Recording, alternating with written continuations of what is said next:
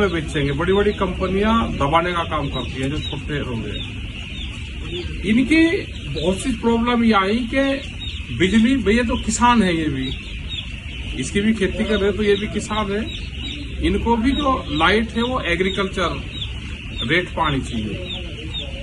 एक तरफ तो सरकार ये कहती है जब उनको फंड अगर देना होता है किसान के नाम पे तो वो इनको दे देती है बड़ी कंपनियों को,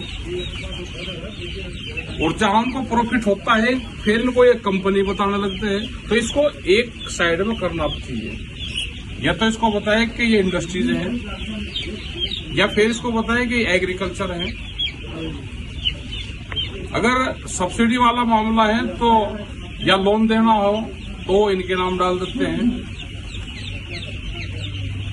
कोई और फायदा उठाना हो तो ये इंडस्ट्रीज है। बिजली में ये इंडस्ट्रीज कहां से देंगे?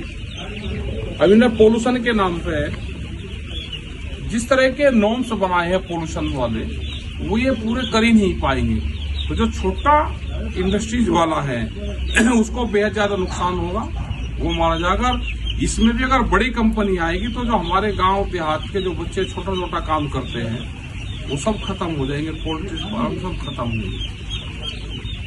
तो हम सरकारों को इसमें चिट्ठी भी लिखेंगे, आज यहाँ पे आए भी हैं पानीपत में, और ये फार्म देखिए, ये भी एक किस्म से किसान ही अपने खेत में इसको करता है। बहुत बीमारियां हैं, तो सरकारों को इन सब चीजों पर ध्यान देना चाहिए। और हम भारत सरकार को भी, जो स्टेट को भी है, उनको भी हम चिट्ठी लिखेंगे, इनके एसोसिएशन से बातचीत करेंगे। यहाँ पे उनके जो अध्यक्ष हैं वो भी हैं, जो इसको एसोसिएशन के जो जनरल सेक्रेटरी हैं, तो ये यहाँ पे उन्होंने बहुत सी बातें बताई गई। तो एक सर और बहुत बड़ी समस्या है, जैसे हम किसान हैं, तो जो छोटी फार्मिंग है वो हम मुर्गा जो है कंपनियों का पाल रहे हैं।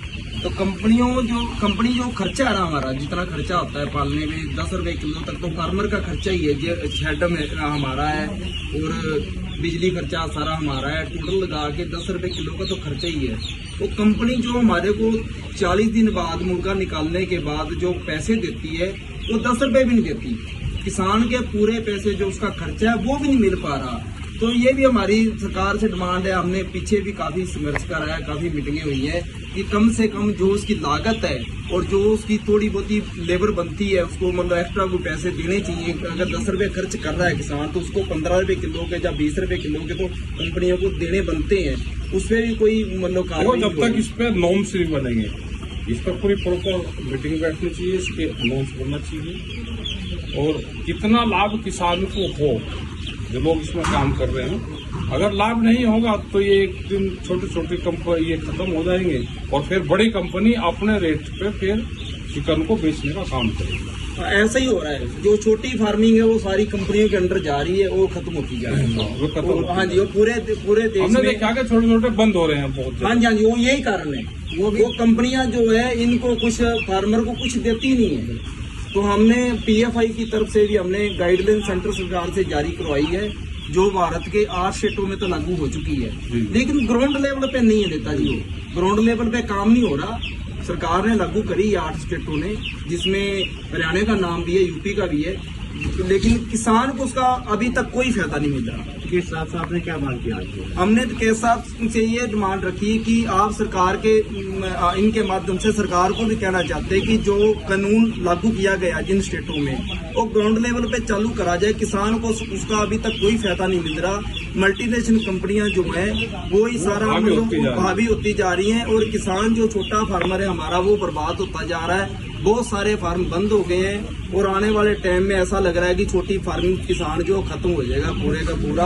हमारी तो ये डिमांड है कि एक तो पोल्यूशन वाली जो समस्या नेताजी ने बताई है, तो कैद साहब ने, उस पर कार्रवाई करी जाए। किसान कहाँ से ये इतने पेपर पूरे कर सकता है? छोटा किसान, खेतों में हम फार्म बना रहे हैं अपनी जमीन में, तो पोल्यूशन का मामला कहाँ से आ गया? पोल्यूशन तो होता ही नहीं इसमें, पता नहीं कौन से। हम यहाँ पे हैं, यहाँ पे कोई पोल्यूशन नहीं है, कोई यहाँ पे पोल्यूशन का वो नहीं हो रहा। हम अंदर बैठे हैं, कोई यहाँ पे स्मेल नहीं, बहुत अच्छी तरीके से हमने बना रखा।